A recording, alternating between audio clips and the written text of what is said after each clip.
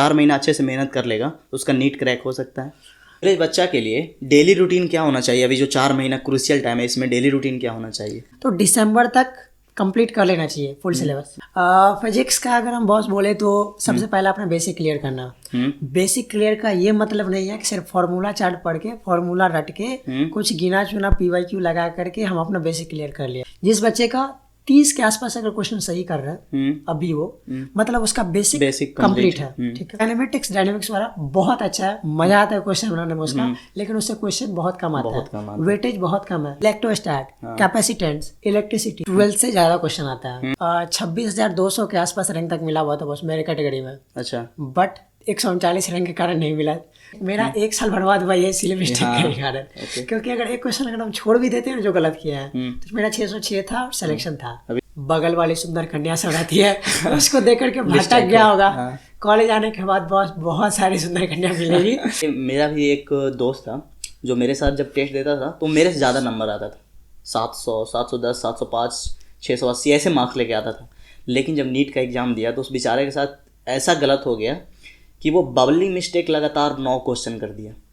क्या करो, जो साइकिल बताया उस साइकिल को फॉलो करो। साइकिल बहुत जरूरी है। कोशिश करो 4 से 5 साइकिल 4 महीना में हो जाए। हो जाता है 20 दिन में एक साइकिल कंप्लीट हो जाता है सिलेबस। तो मेरा ये वाला चैप्टर जो थोड़ा सा वीक है ये उससे स्ट्रांग है और ये सबसे स्ट्रांग है। जो सबसे स्ट्रांग है उसको उतना ध्यान नहीं देना है, जो थोड़ा सा स्ट्रांग है उस पर थोड़ा सा ध्यान देना है, जो वीक है उस पर बहुत ध्यान देना है। ये इनकरेक्ट है पहले नोट को सर्कल कर लो, इनकरेक्ट है तो इनको सर्कल कर लो। केमिस्ट्री में मस्ट है एग्जाम्पलर करना, PYQ से भी ज्यादा एग्जाम्पलर करना हम बोल रहे हैं। जो NCERT का पीछे का क्वेश्चन रहता है और एग्जाम्पल रहता है वो बहुत इंपॉर्टेंट है। PYQ से भी ज्यादा इंपॉर्टेंट है। ऑर्गेनिक में तो है ये।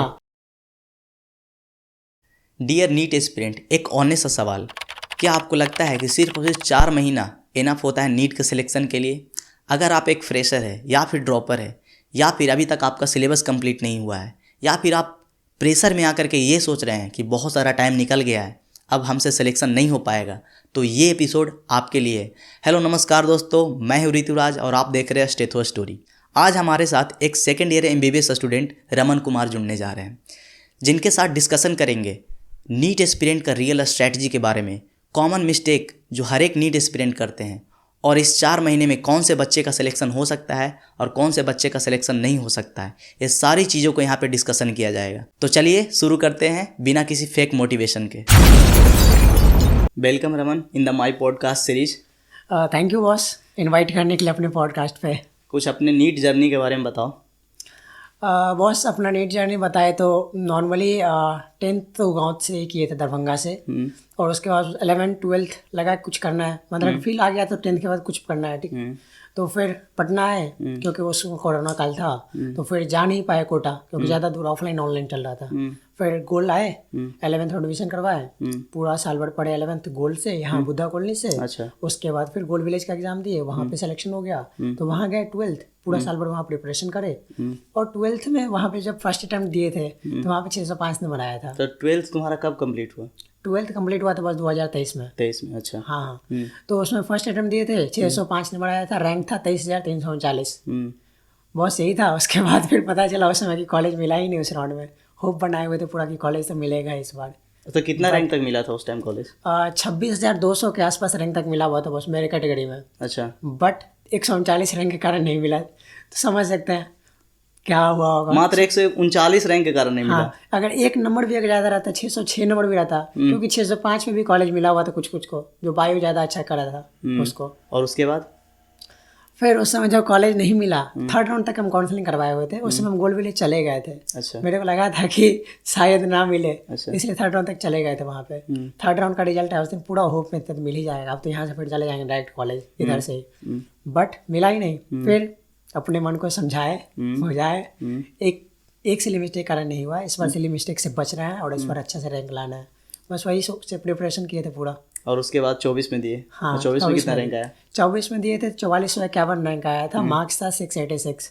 अच्छा, ऐसा सुनने में आया कि जो तुम्हारा एक दोस्त भी था वो तुम दोनों साथ में प्रिपेयर कर रहे थे। हाँ, जो मेरा दोस्त ये है ना कि 11th में हम दोनों साथ में थे, सेम बैच। 12th दोनों साथ में गोल्ड विलेज गए, वहाँ पे दोनों साथ ही प्रिपरेशन करे। ऐसा था कि रात में लिखते थे कि ये करना है टॉपिक, सवेरे उठते थे दोनों साथ ही बैठ करके कंप्लीट करते थे एक एक करके। ठीक है। और फिर दोनों साथ में एग्जाम दिए नीट का, मेरा 605, उसका 621। अच्छा उसको कॉलेज मिल गया था उस राउंड में।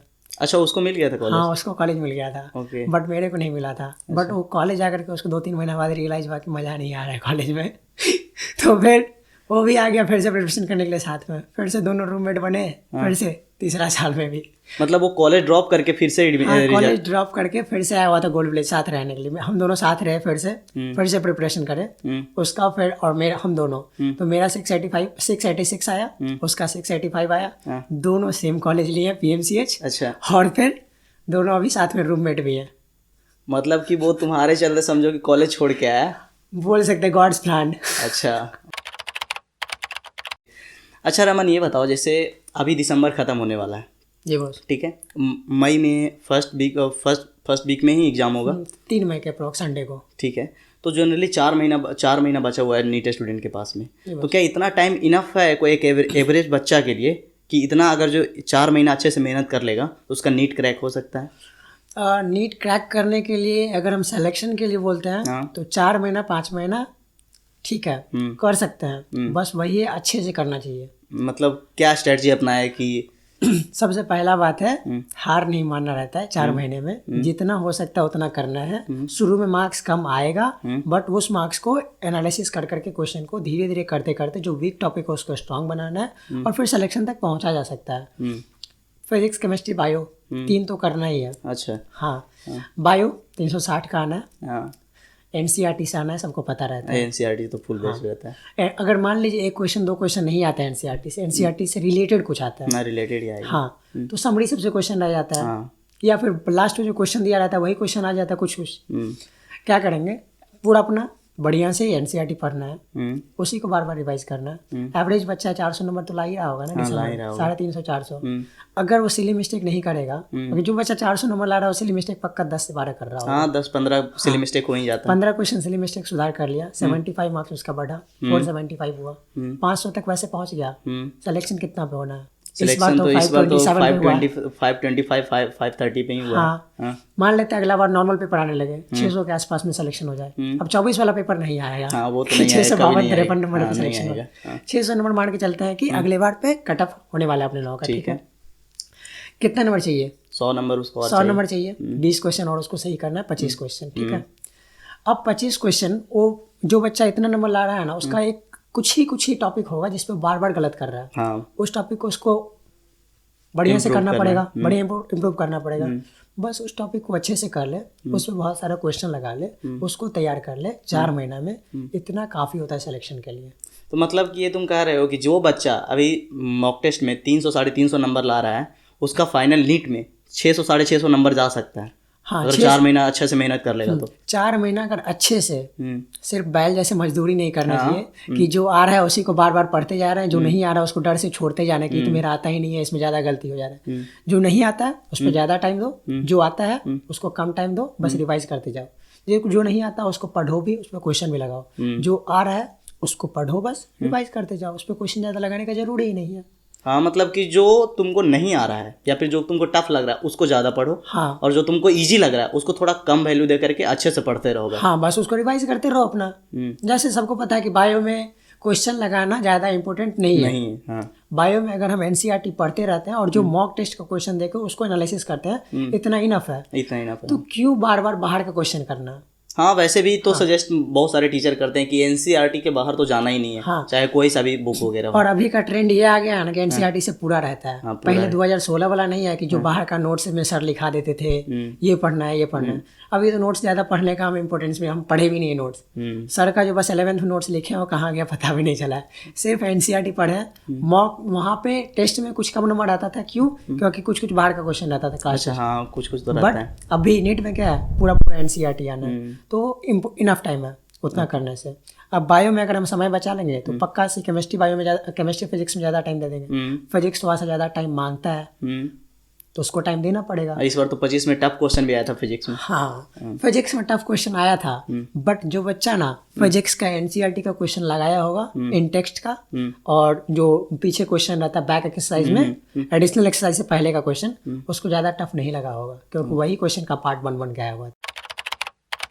अच्छा रमन, बहुत सारे बच्चों का ये डाउट होता है कि अब 3 महीना 4 महीना ही बचा हुआ है, अब सिर्फ और सिर्फ रिवीजन करना है, ना सिलेबस कंप्लीट कर रहे हैं वो टीचर लोग, और बस टाइम भी बहुत कम बचा है तो रिवीजन पे ज़्यादा फोकस करता है। तो ये क्या गलत करता है या फिर सही करता है बच्चा लोग? बस अगर हम बोले ना रिवीजन, अगर आपका सिलेबस कंप्लीट है दिसंबर तक तो आप जनवरी से रिवाइज कीजिए। रिवाइज करना गलत बात नहीं है। अब जितना आप रिवाइज करेंगे उतना ज़्यादा ही आपका कॉन्सेप्ट क्लियर होगा, उतना ज़्यादा माइंड में रहेगा, उतना ज़्यादा आप अच्छा करेंगे नीट में। अगर आपका कॉन्सेप्ट मतलब कि अभी आपका सिलेबस खत्म नहीं हुआ है दिसंबर तक, तो आप क्या करेंगे? मान लीजिए आपका सिलेबस जनवरी फरवरी तक कंप्लीट हो रहा है, आप ये नहीं कीजिए कि जनवरी में जो टेस्ट अपना शुरू हो रहा है वो टेस्ट स्किप करते हैं कि फरवरी में जब हम पूरा सिलेबस तैयार कर लेंगे तो उसके बाद हम देंगे टेस्ट। हाँ, जनरली ये बच्चा करता है कि अभी सिलेबस कंप्लीट नहीं हुआ है तो अभी टेस्ट नहीं देंगे, जब सिलेबस कंप्लीट होगा तब उस सिलेबस का टेस्ट देंगे। तो फिर आपको पता चलेगा ना कि जिस दिन एग्जाम है उससे एक दिन पहले भी सिलेबस कंप्लीट नहीं हुआ। हाँ, ऐसा तो ये होता है। होता ही है और ये बहुत बच्चा फंस जाता है इसमें, बट ये बहुत गलत बात है, नहीं फंसना चाहिए ऐसे बॉस। उसको क्या करना चाहिए? जो मान लीजिए अपना 5 चैप्टर अपना नहीं कंप्लीट है, ठीक है, और टेस्ट आ रहा है, तो टेस्ट में जो बाकी चैप्टर का जो है उसमें तो हम सही कर सकते हैं। हाँ, उसमें सही कर सकते हैं। तो उतना सही करते जाते हैं ना। हाँ, यहाँ के मार्क्स से कुछ लेना देना है? कुछ नहीं लेना देना। नहीं लेना देना है। नहीं। पेरेंट्स क्या सोचेंगे? फाइनल एग्जाम अच्छा होना चाहिए। हाँ, फाइनल एग्जाम। हाँ, यहाँ पे मान लीजिए आप 5 चैप्टर नहीं पढ़े हैं तो कितना 600 के बदले आपको 550 नंबर आएगा। 5 चैप्टर में कितना 50 नंबर से ज्यादा थोड़ी ना क्वेश्चन। नहीं, हाँ वही बहुत 10 क्वेश्चन बहुत हो गया, 15 क्वेश्चन। तो 15 बजे 75 नंबर कम आ जाएगा, तो आपका 500 तो टच कर रहा है ना। अब 500 के आसपास तो अभी है, मूव कर रहे हैं, तो आप अपना पैरेलली टेस्ट देते जाइए। वो 5 चैप्टर जो बचा है उसको साइड से करते रहिए, पार्ट में। तो आपका इधर से 5 चैप्टर भी कंप्लीट हो जाएगा धीरे धीरे। जैसे जैसे चैप्टर खत्म होगा वैसे वैसे इधर मार्क्स ही बढ़ते जाएगा। यही फंडा अपनाना चाहिए, ना कि अभी मेरा सिलेबस कंप्लीट नहीं हुआ है, हम सिलेबस कंप्लीट करेंगे उसके बाद फिर हम एग्जाम देना शुरू करेंगे। अच्छा रमन, एक आइडियल बच्चे के लिए जो सिलेबस है 11th और 12th का, वो कब तक खत्म हो जाना चाहिए? और बॉस अगर एग्जाम अभी देखेंगे नीट का तो मई में होने वाला है, तो दिसंबर तक अगर सिलेबस कंप्लीट हो जा रहा है, दिसंबर लास्ट तक, क्योंकि जितना कोचिंग सेंटर होते हैं ना वो जनवरी से अपना फुल सिलेबस लॉन्च करते हैं। जनवरी से पूछना, जनवरी से स्टार्ट होता है। तो बच्चा सब इनरोल तो उन्हीं में होगा, ऑब्वियस सी बात है टेस्ट सीरीज। तो जनवरी से जैसे फुल सिलेबस स्टार्ट हुआ है तो दिसंबर तक कंप्लीट कर लेना चाहिए फुल सिलेबस। अगर कंप्लीट हो गया बहुत सही, आप जाके टेस्ट दीजिए, साइड से अपना रिवीजन करते रहिए। अगर नहीं हुआ है 2 केस हो सकता है, एक ड्रॉपर एक फ्रेशर। अगर फ्रेशर वाला का नहीं हुआ होगा तो उसके लिए सब नया नया होगा। हाँ, नया। तो उसको क्या करना है? ऐसा नहीं है कि पहले एक बार हम पढ़ लेते हैं कम से कम और उसके बाद टेस्ट देंगे, ऐसा नहीं करना चाहिए। ये हम पहले भी बता चुके हैं। तो फिर पता चला आपका नीट तक भी सिलेबस कंप्लीट नहीं हुआ। आपको क्या करना है कि पैरेलली आपको टेस्ट देते जाना है और उसके पैरेलल में आपको लेक्चर से या जो क्लास करता है उससे आपको सिलेबस कंप्लीट करते जाना है। थोड़ा सा शुरू में कम नंबर आएगा, क्यों? क्योंकि कुछ पढ़े ही नहीं है, कुछ चैप्टर। जैसे जो चैप्टर खत्म होते जाएगा मार्क्स बढ़ते जाएगा। हाँ, बट जो चैप्टर पढ़े हुए हैं तो उस चैप्टर का क्वेश्चन से आप रिवीजन तो कर रहे हैं ना क्वेश्चन के फॉर्म में। टेस्ट में टेस्ट देने क्यों जाता है? उतना चैप्टर रहता है, उतना चैप्टर को एक बार में रिवाइज कर लेते हैं टेस्ट करने के लिए। हाँ, ऐसा थोड़ी ना होता है कि जो 5 कॉन्सेप्ट से क्वेश्चन होता है बस 5 ही कॉन्सेप्ट रिवाइज करते हैं, उसके साथ में उससे लिंक बहुत सारे कॉन्सेप्ट आप रिवाइज कर लेते हैं क्वेश्चन सॉल्व करते वक्त में।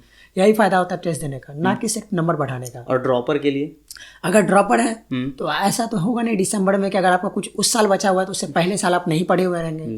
पढ़े हुए तो होंगे ही कभी ना कभी। हाँ, बिल्कुल। तो क्या करेंगे आप? मान लिया टेस्ट दिए, वो क्वेश्चन गलत हो गया या नहीं बना क्योंकि उस समय रिवाइज नहीं था, बाद में आपको चैप्टर देख लेंगे, वो टॉपिक का कम से कम क्वेश्चन देख लेंगे। उतना तो कर ही सकते हैं, ड्रॉपर है ना। हाँ, उतना तो कर ही सकते हैं। यही तो फायदा होता है ड्रॉपर और फ्रेशर में, कि ड्रॉपर को थोड़ा सा आइडिया रहता है, ये इस चैप्टर का है कम से कम, वो चैप्टर जाके पढ़ लेते हैं। फ्रेशर के लिए पूरा नया है कि ये चैप्टर कौन से, ये क्वेश्चन कौन से चैप्टर से है। बस यही कर सकते हैं। और ये दिसंबर के लास्ट में अगर आप सिलेबस कंप्लीट कर लेते हैं, जैन से फुल सिलेबस दीजिए, पैरेलली रिवाइज कीजिए, जिसका सिलेबस नहीं कंप्लीट और पैरेलली सिलेबस कंप्लीट कीजिए, एग्जाम दीजिए। लेकिन एग्जाम छोड़ना नहीं, एग्जाम देते रहना है। टेस्ट बहुत जरूरी है। एक एवरेज बच्चा के लिए डेली रूटीन क्या होना चाहिए? अभी जो 4 महीना क्रूशियल टाइम है, इसमें डेली रूटीन क्या होना चाहिए? बॉस डेली रूटीन वाला फंडा जो होता है ना, सबका अलग अलग होता है। किसी भी टॉपर्स का वीडियो देख के इन्फ्लुएंस नहीं होता है कि वो सवेरे 4 बजे उठ के पढ़ता था तो हम भी 4 बजे उठ के पढ़ते हैं। पता चला 4 बजे पढ़ने गए, नींद में पढ़ रहे हैं, कुछ समझ ही नहीं। ऐसा करना भी नहीं चाहिए, जनरली दूसरों को देख करके नई रूटीन बनाना चाहिए। हाँ, आप किस समय बढ़िया से पढ़ पा रहे हैं, बढ़िया से आपको एफिशिएंसी उस समय, आराम से पढ़ना स्टार्ट कीजिए। और कितना देर पढ़े ये कुछ जरूरी नहीं रहता कि इतना देर पढ़ना चाहिए, जितना देर आप पढ़ सकते हैं पढ़िए। अभी क्या कर सकते हैं आप, 4 महीना बाद एग्जाम है, एग्जाम के बाद आप क्या सोचिएगा कि हम इतना देर पढ़ लिए, 14 घंटा पढ़ लिए, 15 घंटा पढ़ लिए। हाँ नहीं मजा आता है सोचने में कि भाई उस समय हम 15 घंटा पढ़े हुए थे। बस यही रहना चाहिए, अपना एफिशिएंसी मेंटेन रहना चाहिए। ऐसा नहीं है कि हम 16 घंटा पढ़ रहे हैं, पता चला कि हम 4 घंटा के बराबर ही नहीं पढ़ रहे, नींद में पढ़ रहे हैं। कोई फायदा नहीं है 16 घंटा पढ़ने। 12 घंटा पढ़ रहे हैं, अच्छा से पढ़ रहे हैं, पढ़िए। मतलब एफिशिएंसी से पढ़ना है, टाइम मैटर नहीं करता। हाँ, एफिशिएंसी से पढ़ना है। 10 घंटा पढ़ रहे हैं, पूरा एफिशिएंसी से पढ़ रहे हैं, पढ़िए। अच्छा रमन, अभी एक एवरेज बच्चा के लिए बताओ कि फिजिक्स पढ़ने का स्ट्रैटेजी क्या होना चाहिए? फिजिक्स का अगर हम बॉस बोले तो सबसे पहले अपना बेसिक क्लियर करना। बेसिक क्लियर का ये मतलब नहीं है कि सिर्फ फॉर्मूला चार्ट पढ़ के, फॉर्मूला रट के, कुछ गिना चुना PYQ लगा करके हम अपना बेसिक क्लियर कर लिए। इसको बेसिक क्लियर नहीं बोलते हैं, ये मिथ है कि अगर फॉर्मूला याद रहेगा तो नीट का फिजिक्स बन जाएगा। ये पहले 2020 का क्वेश्चन हो सकता है, 2022 का क्वेश्चन हो सकता है, 2024 का क्वेश्चन हो सकता है, 2025 का क्वेश्चन नहीं हो सकता है। ऐसा होना क्या चाहिए, पहले बेसिक क्लियर में सबसे पहले आप अपना कॉन्सेप्ट क्लियर कीजिए, जो कि होगा आपके क्लास नोट से और क्लास के लेक्चर से। ठीक है, क्योंकि सर उस समय टॉपिक वाइज पढ़ाते हैं, टॉपिक वाइज क्वेश्चन करवाते हैं और उससे रिलेटेड कुछ पूरा फॉर्मूला को उसका एप्लीकेशन के साथ बताते हैं। ये करना बहुत जरूरी है, इतना करना। ठीक है, अगर आप इतना कर लेते हैं तो आपका बेसिक कंप्लीट है। फिर आता है क्वेश्चन की बारी। क्वेश्चन में सबसे पहला अपना PYQ कीजिए, कम से कम नीट का पूरा, नीट का। और अगर कर सकते हैं तो एम्स का जो पहले का क्वेश्चन था वो कर सकते हैं, जो रिलेटेड हो अपने लोगों से, उतना कीजिए। उसके बाद फिर अगर आप इतना कर ले रहे हैं, टाइम बच रहा है, बाहर का क्वेश्चन मत लगाइए। HCB का क्वेश्चन लगाने का कोई नीड नहीं है अपने लोगों को। हाँ, हम लोग भी नहीं बनाया उसका क्वेश्चन। सीधा मूव कीजिए नीट ये NCERT के क्वेश्चन में। NCERT में जो एग्जाम्पल का क्वेश्चन रहता है, बहुत अच्छा क्वेश्चन रहता है। उसमें लगेगा कि लेंदी क्वेश्चन है। नीट में उसमें क्या आएगा क्वेश्चन, जैसे एक क्वेश्चन है उसका एक पार्ट का क्वेश्चन बना दिया नीट में। हाँ, एक पार्ट का बनाएगा। जैसे एक बड़ा सा क्वेश्चन है ना, उसमें 2-3 चीज पूछा हुआ नीट में। उसमें टाइम, जैसे काइनेमेटिक्स का क्वेश्चन है, टाइम निकालो, वेलोसिटी निकालो, एक्सेलरेशन निकालो। नीट में टाइम निकालने वाला क्वेश्चन पूछ देगा। हाँ भाई, वही उसका पार्ट बना के अगर तुम क्वेश्चन किए हुए रहोगे, नीट में जैसे ही क्वेश्चन देगा तुमको लगेगा कि ये तो हम NCERT का क्वेश्चन किया हुआ है। अच्छा। अलग ही उस समय लगता है कि तुरंत बन जाएगा क्वेश्चन, तो अच्छा रहता है, उस समय हेल्प मिलता है। और NCERT से ही क्वेश्चन आता है, जरूरी नहीं कि सिर्फ बायो में, फिजिक्स में भी आता है, केमिस्ट्री में भी आता है, NCERT से ही आता है। अगर आप ये कर लिए, एग्जाम्पल कर लिए, पीछे जाओगे बैक एक्सरसाइज में, पूरा बैक एक्सरसाइज मत लगाइएगा। बस उससे एक पढ़ाता है एडिशनल एक्सरसाइज से पहले तक का क्वेश्चन रहता है, वो कीजिए, वो नीट के लिए है क्वेश्चन, उतना कर लीजिए। इतना करने से आपका फिजिक्स ठीक हो जाएगा, फिजिक्स अच्छा हो जाएगा। इतना से सिलेक्शन बढ़िया से पहुंच सकते हैं। और अगर फिजिक्स के लिए एक चीज और बोलता है बस, जिस बच्चे का 30 के आसपास अगर क्वेश्चन सही कर रहा है अभी, वो मतलब उसका बेसिक कंप्लीट है। ठीक है, अगर बेसिक कंप्लीट है उसका 30, तो वो क्या कर रहा होगा, कुछ कैलकुलेशन गलत कर रहा होगा, कुछ सिली कर रहा होगा, और कुछ थ्योरी रिलेटेड क्वेश्चन गलती कर रहा होगा। क्योंकि नीट में थ्योरी ज्यादा बच्चा लोग पढ़ता नहीं है सही से, क्योंकि सब NCERT थोड़ी ना पढ़ा रहता है, हम भी नहीं पढ़े थे। उसमें क्या कर सकते हैं, पीछे बॉक्स रहता है NCERT हर एक चैप्टर क्लास में, summary box, points to ponder और समरी बॉक्स। वहाँ बहुत अच्छा स्टेटमेंट वाला क्वेश्चन बनता है, वहां से उसको आप पढ़ जाइए, बहुत सही है। 1 पेज 1.5 पेज में तो रहता ही है हर एक चैप्टर का, और पूरा चैप्टर का समरी रह जाता है उसमें। समरी कीजिए, पॉइंट्स टू पॉन्डर कीजिए। एक क्वेश्चन बताते हैं सेंटर ऑफ मास रोटेशन वाले में, वहां पे एक क्वेश्चन आया हुआ था, आई गेस नीट में ही, centre of mass centre of gravity related statement वाला क्वेश्चन। बहुत गंदा क्वेश्चन है, बहुत फंसता है उसमें सब बच्चे, इतना कंफ्यूजन वाला स्टेटमेंट है, और वो एक्सप्लेन किया हुआ है पॉइंट्स टू पॉइंटर में। हाँ, हम लोग के मतलब जो फिजिक्स में टीचर थे सुभाष सर, ये सेंटर ऑफ ग्रेविटी और सेंटर ऑफ मास के बीच में डिफरेंस बताए थे हम लोग। हाँ, लेकिन वो कुछ कोई नहीं बताते हैं, और वो अगर पॉइंट्स टू पॉइंटर में मिल जा रहा है तो सही है ना। क्वेश्चन डायरेक्ट NCERT से लाइन से ही आएगा, जो पॉइंट्स टू पॉइंटर में है ना वही बन के क्वेश्चन आएगा, उसी का 3-4 स्टेटमेंट बना देगा। ये सब अगर देखा हुआ रहेगा तो अलग ही वहाँ पे दिमाग काम करता है, नया लगता ही नहीं है कुछ कि ज्यादा सोचना पड़े, टाइम बचेगा। और कोई ऐसा नहीं होता कि ज्यादा वेटेज वाला को जो चैप्टर है फिजिक्स का उसको ज्यादा पढ़ना चाहिए? अगर वेटेज का बात करें तो 12th का जो मेनली चैप्टर है उसमें ज्यादा वेटेज आता है। बच्चा लोग क्या करता है, 11th में जाता है, काइनेमेटिक्स बहुत पढ़ता है, उसके बाद NLM वर्क एनर्जी पावर, मतलब कि डायनेमिक्स वाला पोर्शन बोल रहा है। काइनेमेटिक्स डायनेमिक्स वाला बहुत अच्छा है, मजा आता है क्वेश्चन बनाने में उसका, लेकिन उससे क्वेश्चन बहुत कम आता है, वेटेज बहुत कम है। और उससे अगर नीट में क्वेश्चन भी आता है, थोड़ा सा टफ क्वेश्चन आता है, कैलकुलेशन वाला क्वेश्चन आता है। अगर नहीं टाइम नहीं है, छोड़ दीजिए उसको एक लेवल तक करके, क्योंकि उसका कैलकुलेशन भी यूज होगा, हर एक चैप्टर में उसका कैलकुलेशन भी यूज होगा, एक लेवल तक करके छोड़ दीजिए, ठीक है। अगर क्वेश्चन हल्का वाला है तो बनेगा, नहीं आएगा छोड़ देना है। मेन वेटेज वाला क्वेश्चन जो पढ़ने में ज्यादा टाइम भी नहीं लगेगा, और ये मॉडर्न सेमी कंडक्टर, मॉडर्न से 4-5 क्वेश्चन आना ही आना है, सेमी कंडक्टर से 3 क्वेश्चन आना ही आना है, इलेक्ट्रोस्टैट, कैपेसिटेंस, इलेक्ट्रिसिटी, तीनों मिला के 5 से 6 क्वेश्चन आना ही आना है, बहुत क्वेश्चन आते हैं। उसके बाद अगर हम और बताते हैं आपको तो फिर हाँ मैग्नेटिक का, इलेक्ट्रोमैग्नेटिक वाला, मैग्नेटिज्म मोमेंटम थ्योरी वाला क्वेश्चन जो डायमैग्नेटिक पैरामैग्नेटिक, एक क्वेश्चन फिक्स है, फिक्स आता है। यूनिट मेजरमेंट 2 क्वेश्चन, एक डायमेंशन से आना ही है, एक वर्नियर कैलिपर्स वाला क्वेश्चन आना ही है। तो ये क्वेश्चन सब जो कुछ कुछ पार्टिकुलर है कि इससे क्वेश्चन आना ही आना है। तो ये जितना भी चैप्टर का हम नाम बताएं 5-6 क्वेश्चन, 5-6 चैप्टर, इससे 15 से 20 क्वेश्चन आता है, आता ही आता है। 15 से 20 क्वेश्चन अगर आप कर ले रहे हैं इतना से, तो आप समझ लीजिए 35 के आसपास अगर आप कर ले रहे हैं तो सिलेक्शन तक पहुंच जाते हैं जनरली। बस यही है। और बताओ कि बायोलॉजी में कौन कौन सा चैप्टर जो है जिसको ज़्यादा प्रायोरिटी देना चाहिए और कम देना चाहिए? वैसा बायो में भी सेम फिजिक्स के जैसे 12 से ज़्यादा क्वेश्चन आता है, ट्रेंड है 65 या 70-30 या 60-40 आता है, 12 से 40 11 से।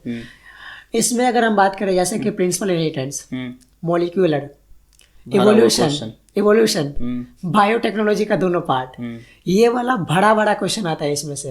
पहले इकोलॉजी का ट्रेंड था कि इकोलॉजी सबसे ज्यादा था क्वेश्चन, अभी तो चैप्टर ही डिलीट हो गया। अभी तो उसमें से कुछ चैप्टर डिलीट हो गया। तो ये जो चैप्टर हम बोले हैं 4-5 चैप्टर बहुत सही है, ह्यूमन हेल्थ एंड डिजीज भी, हाँ human health and disease last वाला कॉन्ट्रासेप्टिव वाला पक्का से क्वेश्चन रहता ही है उसमें, छोटा चैप्टर है, आसानी से किया जा सकता है। तो इतना करिए इसमें बायो में, बाद बाकी बायो पढ़ना सब कुछ है, क्योंकि बायो ही मेनली सिलेक्शन दिलाता है, मेनली तो सिलेक्शन बायो ही दिलाता है। 50% क्वेश्चन बायो से ही आना है। इसलिए अब बायो पढ़ने में ना खास करके ड्रॉपर लोग ये गलती करता है ना, उसको लगता है कि बायो में मेरे को सब कुछ आता ही है, क्या पढ़े इतना ही एनसीईआरटी को, बट क्वेश्चन गलती करते हैं। हाँ वही माइनर मिस्टेक हो जाता है जिसको सिली मिस्टेक बोलता है। और ये माइनर मिस्टेक नहीं रहता है इसको माइनर वो सब ना अपना माइंड में बना के चलता है ना, मेरे का तो पूरा पढ़ा हुआ है, इसमें क्या ही नया मिलेगा, यही गलत है। जब भी आप एनसीईआरटी पढ़िए आप अपना माइंड ऐसा मेकअप करके चलिए, कुछ ना कुछ इसमें से नया हम निकालेंगे, कुछ ना कुछ इसमें से नया मिलेगा। और समरी पढ़ना बहुत जरूरी है बायो में। अभी तो ऐसा आ गया कि साइंटिस्ट का नाम सबसे भी क्वेश्चन आ जा रहा है, उससे पहले मॉलिक्यूलर से जो पहले एक दिया हुआ रहता है जेनेटिक वाला पोर्शन से पहले, उस सबसे भी क्वेश्चन आया जा रहा है। हाँ अभी तो ट्रेंड थोड़ा चेंज हुआ है क्वेश्चन पूछने का। तो बायो में पूरा पढ़ो, समरी भी करो, कुछ कुछ क्या रहता है बस ये क्वेश्चन में नीचे रहता है ऑब्जेक्टिव क्वेश्चन के फॉर्म में दिया हुआ, वो क्वेश्चन डायरेक्ट आ जाता है। हाँ एनसीईआरटी के पीछे भी तो दिया हुआ रहता है, वो सब्जेक्टिव वाला तो नहीं रहता, बट ऑब्जेक्टिव डायरेक्ट क्वेश्चन आ जाता है। तो वो सब करके जाना चाहिए, क्योंकि जैसे ही वो सब देखेंगे तो उस समय आएगा कि ये तो डायरेक्ट पढ़ा हुआ क्वेश्चन है, डायरेक्ट पढ़ा हुआ है, अलग ही उसके चलते 4-5 क्वेश्चन और सही हो जाता है। अच्छा रमन, फिजिक्स और बायोलॉजी का तुम बता दिए, अब केमिस्ट्री का स्ट्रेटजी बताओ। बॉस केमिस्ट्री का अगर बताए ना तो केमिस्ट्री में मेरा खुद 45 का 45 सही है। ओके। तो अगर हम केमिस्ट्री का अगर आपको हम बताते हैं तो नॉर्मली पहले क्या आता है इसमें, इनऑर्गेनिक, ऑर्गेनिक, फिजिकल, तीनों का अलग अलग बताते हैं। पहले ऑर्गेनिक का बताते हैं। ऑर्गेनिक में बच्चा बाहर का पढ़ते पढ़ते परेशान हो जाता है, उसको लगता है साला इतना नेम्ड रिएक्शन है, इतना रिएक्शन है, कैसे याद होगा। क्या करना है, सबसे पहले एनसीईआरटी पढ़ो। सर लोग क्या करते हैं कि इस चैप्टर का जो लिंक्ड रिएक्शन रहता है दूसरे चैप्टर में, वो भी इसी चैप्टर में पढ़ाते हैं, इसलिए बच्चा को दिमाग खराब हो जाता है कि एक ही चैप्टर में इतना कैसे हो गया। मत करो इतना, नॉर्मली चैप्टर वाइज पढ़ते रहो। जो रिएक्शन नेम्ड रिएक्शन है उसको बहुत इंपॉर्टेंट है, वो नेम्ड रिएक्शन अच्छे से याद रखो। जो रिएक्शन वाला पार्ट है अच्छे से करो, थ्योरी थोड़ा मोड़ा स्किप कर सकते हो कॉन्सेप्ट बना करके, इतना कर लिए। बाधा क्वेश्चन का पीवाईक्यू कर लो। सब पीवाईक्यू नहीं बनेगा, क्योंकि पहले का पीवाईक्यू एनसीईआरटी से बाहर का रहता था, बट अभी का जो 5-6 साल का पहले का पीवाईक्यू वो बन जाएगा तुमसे। क्यों? क्योंकि अभी सिर्फ एनसीईआरटी से पूछा जा रहा है। इतना कर लिए। जो एनसीईआरटी का पीछे का क्वेश्चन रहता है और एग्जाम्पल रहता है वो बहुत इंपॉर्टेंट है, पीवाईक्यू से भी ज्यादा इंपॉर्टेंट है। ऑर्गेनिक में तो है हाँ, क्योंकि देखो एनसीईआरटी कैसे आ रहा है नीट में क्वेश्चन, नीट में क्वेश्चन आ रहा है जैसे कि A+B और प्रोडक्ट बना करके C बनाया, और यही क्वेश्चन सब जो है ना भरा है पीछे, भरा पीछे है। तो वही वहाँ पे स्टेटमेंट के फॉर्म में है और यहाँ पे फिगर बना करके दे दिया, इतना ही दिक्कत है। तो क्या करना है, ऐसे ही ऑर्गेनिक में क्या करो, पहले पूरा चैप्टर पढ़ लिए एनसीईआरटी से, पीवाईक्यू लगा लिए 4-5 साल का, पूरा पीवाईक्यू नहीं लगाना है, और पीछे का एक्सरसाइज कर लिए, कंप्लीट है। इतना करो ऑर्गेनिक में। अब इनऑर्गेनिक में आते हैं। इनऑर्गेनिक में फिर फिर तो एनसीईआरटी में बेस्ट एनसीईआरटी है। बायो के बराबर करना है इसको, इनऑर्गेनिक को। तो बहुत सारा पोर्शन हट गया है। एस ब्लॉक हट गया, जितना पी ब्लॉक है उसका फिजिकल प्रॉपर्टीज तक ही आ रहा है, केमिकल प्रॉपर्टीज हट ही गया है। डीएनए ब्लॉक आ रहा है और तुम्हारा कोऑर्डिनेशन कंपाउंड आ रहा है। कोऑर्डिनेशन कंपाउंड बहुत मेटलर्जी भी हट important गया है, है। मेटलर्जी वाला पोर्शन हट गया है, इसलिए बहुत कम बचा हुआ है इनऑर्गेनिक में। क्वेश्चन अच्छा खासा आता है। अब फुल एनसीईआरटी से ही आना है। हाँ, और क्वेश्चन आना है एनसीईआरटी से। इसीलिए जैसे बायो पढ़ते हो वैसे ही मेहनत कर लो इनऑर्गेनिक के लिए। ओके। बाहर ज्यादा क्वेश्चन लगाने का जरूरी नहीं है। इसमें भी आराम से तुम पहले क्या करो, पीवाईक्यू लगा लो, वही जितना लग रहा है जो एनसीईआरटी का है उतना ही करो। जरूरी नहीं है कि जो बाहर का क्वेश्चन रट लिए कि आएगा, नहीं आएगा, क्वेश्चन नहीं आता है। और पीछे का क्वेश्चन जो रहता है इसमें भी लगा लो। सब्जेक्टिव वाला क्वेश्चन नहीं लगाना, ऑब्जेक्टिव वाला क्वेश्चन है जो लगा लो। सब चैप्टर के लास्ट में आई गेस 5 या 6 क्वेश्चन रहता है, बस उतना कर लेना चाहिए, बस सही रहेगा।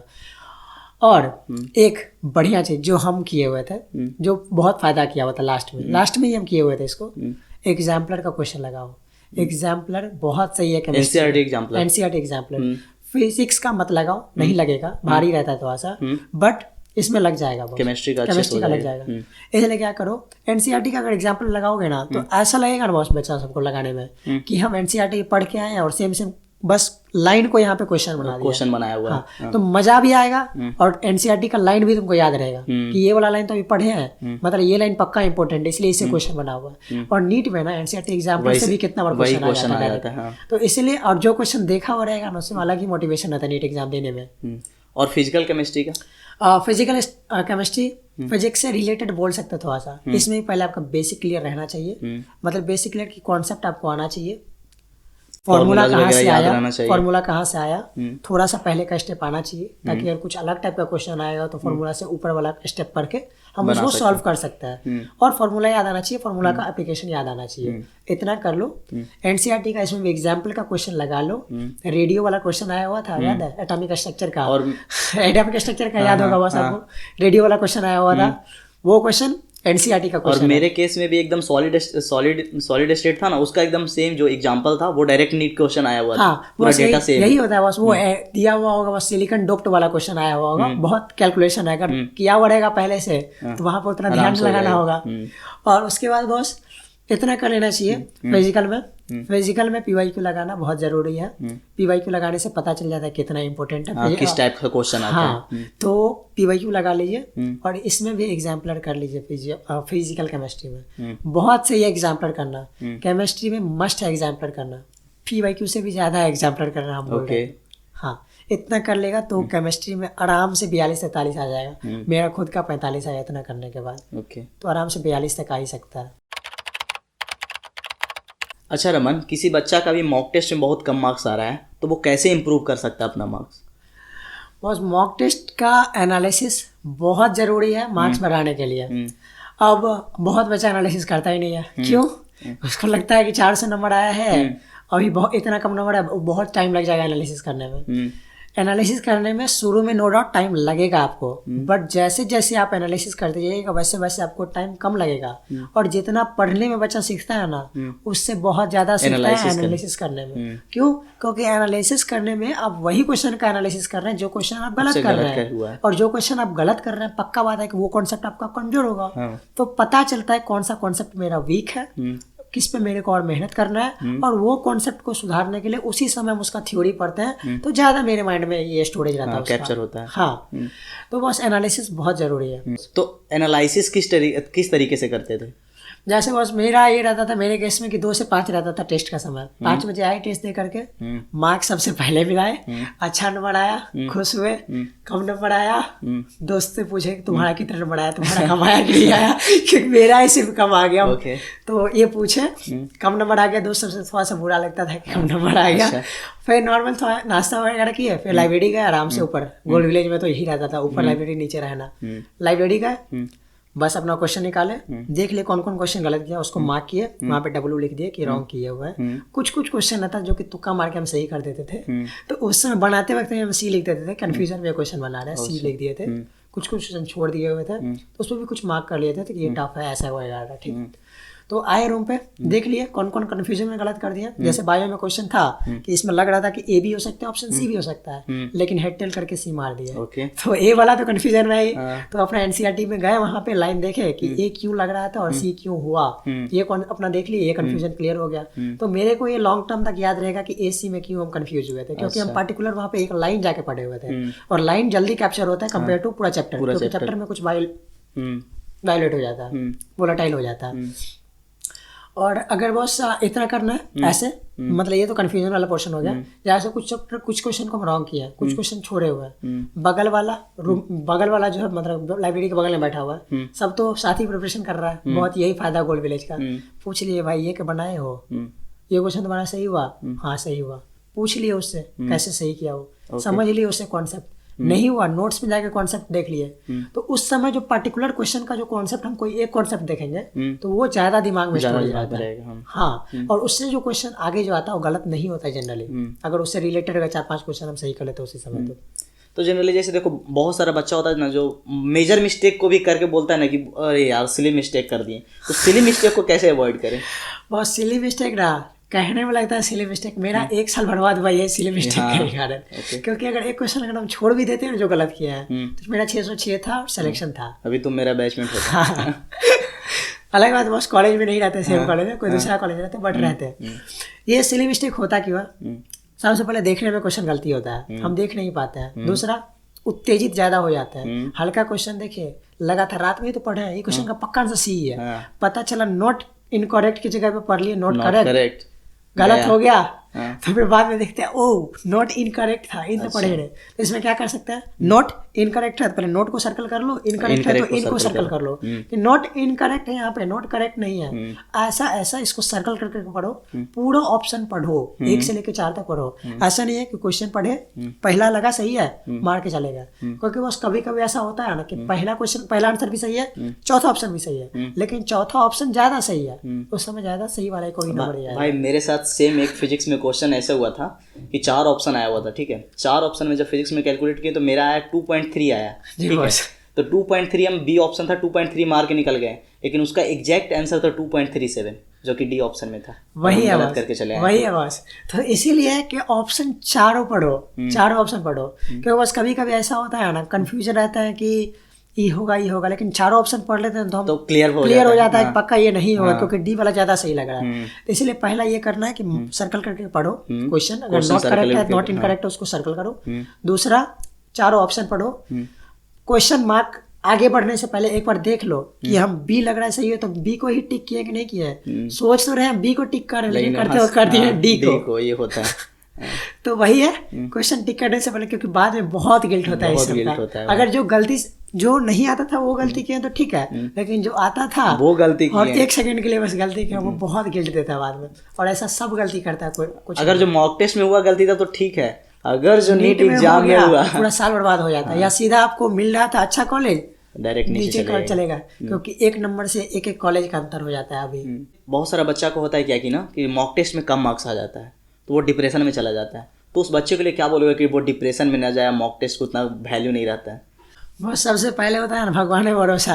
अपना काम होता है मेहनत करना, और सब कुछ अपने हाथ नहीं होता है, कुछ भगवान के लिए छोड़ना होता है। बट अपना काम है मेहनत देना। ऐसा नहीं है कि हम मेहनत कर भी नहीं रहे हैं और नंबर काम आ रहा है और रो भी रहे।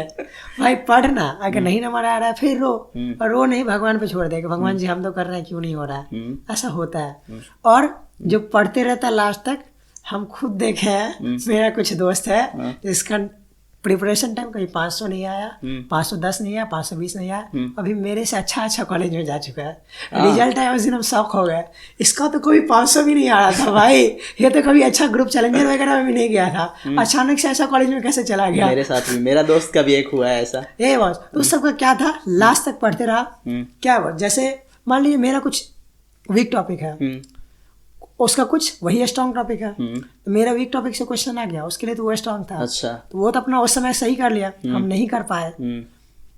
मेरा एक क्वेश्चन बस देखा हुआ है, मेरे को अचानक से याद आ गया, हम सही कर लिए। आप मेरे से बहुत ज्यादा से पढ़े हुए थे, बट उसमें आपको याद नहीं आया, मेरा गलत हो गया ना। मेरा ज्यादा नहीं सही नंबर आ रहा था, बट उस समय लक फैक्टर मेरे साइड का क्वेश्चन आ गया, हम टिक कर दिए। यही होता है, मेहनत करते रहना है, सब कुछ अपने हाथ में नहीं होता है, भगवान भरोसे छोड़ देना।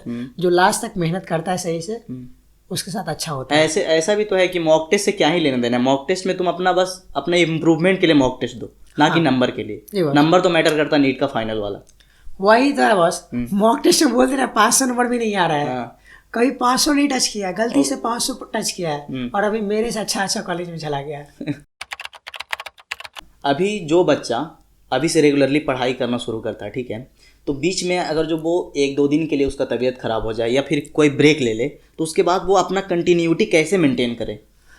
बॉस जैसे किसी का तबीयत खराब हो गया, कुछ करा नहीं जा सकता, बट फेस्टिवल अवॉइड करना चाहिए। फेस्टिवल एग्जाम के बाद, कॉलेज आने के बाद बहुत अच्छा से पढ़ाया जाता है। वो यहाँ आके मेरे को पता चल रहा है कितना अच्छा से बनता है यहाँ पे दिवाली और ये।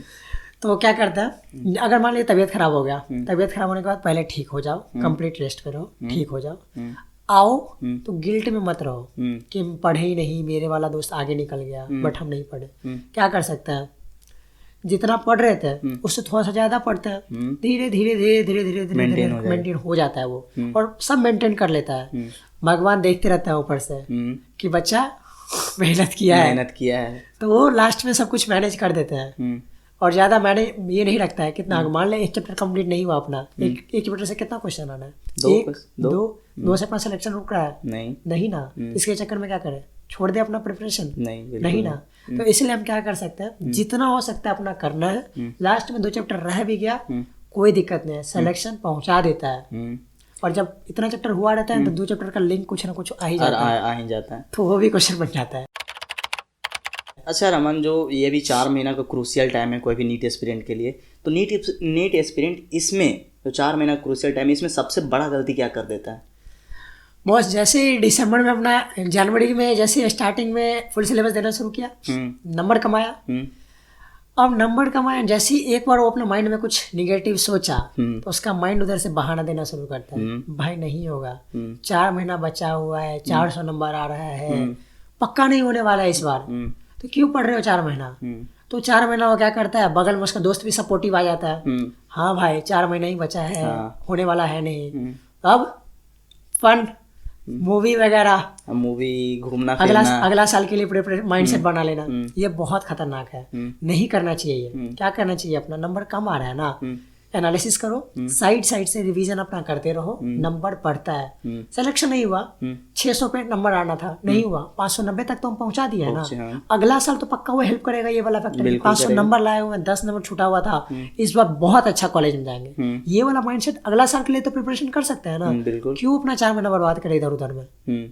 तो इससे तो ये चीज है कि तुमको इधर उधर भटकना नहीं है, अपना कंटिन्यूटी के साथ पढ़ाई करते रहो, तुम्हारा रिजल्ट तुम्हारे फेवर में जाएगा ही जाएगा। डिसिप्लिन अगर रहता है ना, उसके साथ अगर हार्ड वर्क रहता है ना, तो भगवान जी देखते रहता है, वो पक्का अपने फेवर में देते रिजल्ट। अगर इस साल नहीं दिए, थोड़ा सा से बच गए, अगला साल बहुत अच्छा हो जाता है। ऐसा भी है रमन कि जैसे देखो कि बहुत सारा बच्चा का ये माइंडसेट हो जाता है, अरे यार अब तो 3 महीने ही बचा हुआ है, 4 महीने बचा हुआ, अब तो बहुत लेट हो गया। उसके लिए क्या आप बताओ, क्या आप बोलना चाहोगे? बॉस यही है, पहले तो ये माइंडसेट गंदा है, और ये लाने के लिए रीजन यही सब रहता है। मार्क्स जैसे एग्जाम दिया, नंबर कम आ जाना, कुछ गलत दोस्ती में पड़ जाना, जो को उसको मोटिवेट करे ये सब सोचने के लिए कि 4 महीना ही बचा है, नहीं हो सकता है। बहुत सारा दोस्त रहता है जो टांग खींचने के लिए रहता है। तो और उस सब का भी नहीं होना रहता है सिलेक्शन, बट तुम्हारा हो सकता था अगर तुम पढ़ रहे थे जिस हिसाब से। 400 नंबर कम नहीं है, बहुत 450 नंबर कम नहीं है, यहाँ से सिलेक्शन आया जा सकता है 4 महीना में। वही है, डिसिप्लिन के साथ मेंटेन करके पढ़ाई करना होता है, और एनालिसिस साथ में करते रहो। एनालिसिस से वीक टॉपिक पता चलेगा, वीक टॉपिक को धीरे धीरे मेहनत करके उसको स्ट्रांग बनाओ, स्ट्रॉन्गेस्ट बनाओ, हो जाता है लास्ट तक। अच्छा रमन, बहुत सारा ऐसा बच्चा है जो कि ओवर कॉन्फिडेंस में बोलता है कि अरे यार हमको तो सब आता है, मेरा सिलेक्शन तो यूं ही हो जाएगा, उसके लिए क्या बोलना चाहोगे? बस सबसे पहले बात बताया ना, ओवर कॉन्फिडेंस, उसको लगता है कि यूं ही हो जाएगा, तो पिछला साल फिर तुम्हारा सिलेक्शन क्यों नहीं हुआ था? हाँ सही बात है, अगर लग रहा है तो सिलेक्शन हो गया तो पिछले साल हो जाना चाहिए ना सिलेक्शन, क्यों नहीं हुआ? पक्का कुछ ना कुछ तो गलत हुआ होगा, उस गलती पे काम करो। अगर तुमको लग रहा है कि मेरा सिलेक्शन हो जाएगा, थोड़ा सा बचा हुआ है, भाई कोई लिमिट थोड़ी ना, तुमको अगर लग रहा है सिलेक्शन हो जाएगा, तुम 25,000 रैंक के अंदर आ जाओगे, कोशिश करो 15,000 में आ जाने का, कोशिश करो 10,000 रैंक में आ जाने का। मतलब जितना भी तुमको लग रहा है उससे ऊपर का टारगेट रख करके चलो। हाँ, तुम अपना मेहनत करते जाओ ना, कोशिश करो कि बहुत अच्छा हम कर ले, क्योंकि जितना अच्छा कॉलेज जाओगे उतना अच्छा लाइफस्टाइल रहता है वहाँ का। और वैसे भी ओवर कॉन्फिडेंस में आना भी नहीं चाहिए। तुम अपना बेसिक लेवल से पढ़ाई करते रहो, सिलेक्शन होगा नहीं होगा वो तुम्हारे हाथ में है भी नहीं। ओवर कॉन्फिडेंस के कारण ना बस जो डिजर्विंग जो कॉलेज रहता है ना, डिजर्विंग कॉलेज उसको मिलेगा भी नहीं। इससे अच्छा है अपना मेंटली प्रिपेयर होकर के डिसिप्लिन में करो कि तुम जो बेस्ट डिजर्व करते थे वहां तक तुम पहुंच सको। अच्छा रमन, एक और बात बताओ, अभी से जनवरी से लेकर के अप्रैल तक नीट एस्पिरेंट के लिए रोड मैप क्या है? बॉस अगर इसमें हम दो क्लासिफाई करते हैं, दो पार्ट में, एक फ्रेशर के लिए और दूसरा ड्रॉपर के लिए। जो फ्रेशर के लिए होगा उसको तो बोर्ड का टेंशन आ रहा होगा, बोर्ड है, बोर्ड भी होगा, तो उसके लिए ना उसको ऐसा नहीं लेना चाहिए कि मेरा बोर्ड में अभी 1 महीना टाइम बर्बाद हो रहा है। वो क्या करेगा बोर्ड में भी वही आना, फिजिक्स केमिस्ट्री बायो सेम आएगा, सिर्फ हिंदी इंग्लिश थोड़ा सा एक्स्ट्रा आएगा। हिंदी इंग्लिश काम भर पढ़ो, जरूरी नहीं है बोर्ड में टॉप करना, बिल्कुल नहीं, काम भर पढ़ो, नंबर आ जाता है हिंदी इंग्लिश में, क्योंकि 10वां तक पढ़ा हुआ रहता है। बचा फिजिक्स केमिस्ट्री बायो, तुम थ्योरी पढ़ रहे हो, थ्योरी हेल्प करेगा ना कॉन्सेप्ट बनाने में, रिवाइज तो हो जाएगा तुम्हारा वो चैप्टर। उसके बाद जैसे ही तुम आओगे तुमको हेल्प मिलेगा एमसीक्यू सॉल्व करने में। नीट में भी तो हेल्प मिल रहा है, तो इसीलिए उसको ऐसे माइंडसेट से पढ़ो कि हम रिवाइज कर रहे हैं चैप्टर को, नीट के लिए रिवाइज कर रहे हैं, तो दोनों में बेनिफिट कर जाएगा। और ड्रॉपर के लिए? ड्रॉपर के लिए क्या करता है, अभी उसका टेस्ट सीरीज शुरू हो जाएगा कुछ दिन में। टेस्ट रोज या अल्टरनेट, जैसे तुम्हारा कोचिंग ले रहा है वैसे 2 उसको देना चाहिए बस टेस्ट। उसके साथ में उसका प्लानिंग रहना चाहिए एक कि मेरे को टोटल फिजिक्स में इतना चैप्टर है, केमिस्ट्री में इतना चैप्टर है, बायो में इतना चैप्टर है, फिजिक्स में मेरा ये वाला चैप्टर जो थोड़ा सा वीक है ये उससे स्ट्रांग है और ये सबसे स्ट्रांग है। जो सबसे स्ट्रांग है उसको उतना ध्यान नहीं देना है, जो थोड़ा सा स्ट्रांग है उस पर थोड़ा सा ध्यान देना है, जो वीक है उस पर बहुत ध्यान देना है। ये उसको अपने तीनों में बना लेना चाहिए, फिजिक्स में भी, बायो में भी, केमिस्ट्री में भी बना लो। टेस्ट रोज 2, जैसे 2 से 5 टेस्ट दिए, एनालिसिस कर लिए 5 बजे से लेकर के 8 बजे 9 बजे तक, 3 घंटा 4 घंटा में एनालिसिस हो जाता है। शुरू में ज्यादा टाइम लगेगा, बाद में कम लगने लगता है। एनालिसिस में ये नहीं समझो कि 3 घंटा 4 घंटा बर्बाद हो गया, एनालिसिस बहुत फायदा करता है, बहुत फायदा करता है। 3-4 अब ठीक है इतना कर लिए। अब क्या करते हैं, 9 बज गया और उसके बाद तुम कितना 3 घंटा टेस्ट दिए, 3-4 घंटा इसमें लग गया, 3 घंटा 3 घंटा 6 घंटा हो गया। अब भी हम मान के चलते 13 घंटा पढ़ रहे हो, 14 घंटा पढ़ रहे हो, पढ़ा जा सकता है। अभी 4 महीना 14 घंटा पढ़ता है, जो सिलेक्शन लेता है वो 14 घंटा पढ़ता है, बस आकर के बाद में बोलता है कि हम 5 घंटा में सिलेक्शन लिए, लेकिन पढ़ता है वो भाई बाहर से आया हुआ रहता है, वो यहाँ का नहीं रहता है, वो पढ़ता है। ठीक है, 14 घंटा मान के चलते कि पढ़ रहा है, 6 घंटा हो गया, 8 घंटा जो बचा हुआ है अपना, 8 घंटा हम प्लान कर लो कि 3 घंटा हम फिजिक्स रिवाइज करेंगे, 3 घंटा हम केमिस्ट्री रिवाइज करेंगे, 2 घंटा बायो का 2 चैप्टर पढ़ लेंगे, 1 चैप्टर पढ़ लेंगे, ये रोज का। ऐसे करके एक साइकिल में करेंगे कि अपना 4 साइकिल 3 साइकिल नीट जाने तक अपना कंप्लीट कर लेंगे, 3-4 साइकिल। जैसे आज काइनेमेटिक्स वाला पोर्शन रिवाइज करना है और अभी दिसंबर तक तो हम क्वेश्चन लगा के आए हुए ही है, तो मेरा कॉन्सेप्ट तो बना हुआ है। अभी क्या करेंगे, जो नोट्स वाला कॉन्सेप्ट वाला क्वेश्चन है वो देखेंगे, फॉर्मूला देखेंगे, उससे रिलेटेड जो क्वेश्चन करवाए हुए हैं सर वो कर लेंगे। इतना करे आगे चैप्टर में मूव कर गए, क्योंकि जो हम फुल सिलेबस दे रहे हैं अगर हम रिवाइज करना छोड़ देंगे तो धीरे धीरे फुल सिलेबस में भूलते जाएंगे और मार्क्स कम आते जाएंगे। इसलिए क्या करें, पहला दिन काइनेमेटिक्स कर लिए, दूसरे दिन डायनेमिक्स का कुछ पोर्शन कर लिए। ऐसे करते करते हम साइकिल में पूरा रिवीजन करेंगे पूरा चैप्टर का। सेम केमिस्ट्री में भी ऐसे ही करेंगे, सेम बायो में भी ऐसे ही करेंगे। बायो में कोशिश करेंगे रोज शुरू में 1 चैप्टर, कुछ दिन के बाद स्पीड बढ़ जाएगा 2 चैप्टर, कुछ दिन के बाद यूनिट करने लगेंगे। लास्ट तो ऐसा होता है कि एक दिन में लगता है कि पूरा एनसीईआरटी खत्म, एक दिन में हम खुद किए हुए 11th का एनसीईआरटी, तो हो जाता है लास्ट में आते आते, क्योंकि लास्ट में पूरा नहीं पढ़ना रहता है, पता चल जाता है कि क्वेश्चन से पूरा साल में गलती किया हुए चैप्टर से, तो ये चैप्टर पढ़ के ही जाना है। तो ऐसे करके यही करना है, ऐसा नहीं है कि सिर्फ टेस्ट देते देते उसका एनालिसिस में टाइम बर्बाद कर देना है। टेस्ट दो, एनालिसिस करो, खुश मत हो जाओ कि बहुत नंबर आ गया, खुशी कारण का 2 घंटा बर्बाद कर दिया, नहीं दो, टाइम मत बर्बाद करो इसमें। क्या करो, जो साइकिल बताया उस साइकिल को फॉलो करो, साइकिल बहुत जरूरी है। कोशिश करो 4 से 5 साइकिल 4 महीना में हो जाए, हो जाता है 20 दिन में 1 साइकिल कंप्लीट हो जाता है सिलेबस का। बस यही होना चाहिए रोड मैप। ओके, अच्छा रमन, अभी जो बच्चा डर और फियर के साथ पढ़ रहा होगा और प्रेशर के साथ पढ़ रहा होगा, उसके लिए लास्ट में से तुम क्या देना चाहोगे? डर सबको रहता है बॉस, प्रेशर अभी सबको रहता है। वही है, कोई प्रेशर दिखा देता है, कोई प्रेशर नहीं दिखाता है। सबको घर से थोड़ा थोड़ा लगता है कि सिलेक्शन नहीं होगा तो इस बार क्या बोलेंगे, साथ खास करके ड्रॉपर के साथ। ये तो लगना ही है कि भाई नहीं होगा तो क्या होगा। अगर लग रहा है नॉर्मल है, अगर नहीं लग रहा है फिर अब नॉर्मल है। लगना चाहिए बस, क्योंकि जब तक डर नहीं लगता है तब तक चेयर पे बैठने का मन नहीं करता। 14-14, 15-15 घंटा डर लगना चाहिए। और पढ़ना एक साइड है, क्वेश्चन अटेम्प्ट करना अलग पार्ट है। नीट सिलेक्शन में क्वेश्चन अटेम्प्ट करना बहुत मायने रखता है। मेरे नॉन के भैया हैं जो कि 4 साल से 700 क्रॉस कर रहे हैं मॉक टेस्ट में, ठीक है। और ऐसा नहीं कोई एक कोचिंग के, बहुत सारे कोचिंग के 4-5 साल से, बट सिलेक्शन नहीं हो रहा है अभी। क्यों? प्रेशर नहीं हैंडल कर पा रहे होंगे, या फिर वहां पे जाके घबरा जा रहे होंगे, यही रीजन सब रह रहा होगा। इसीलिए सबसे पहले क्या करना है, अपना टाइम मैनेजमेंट बहुत जरूरी है।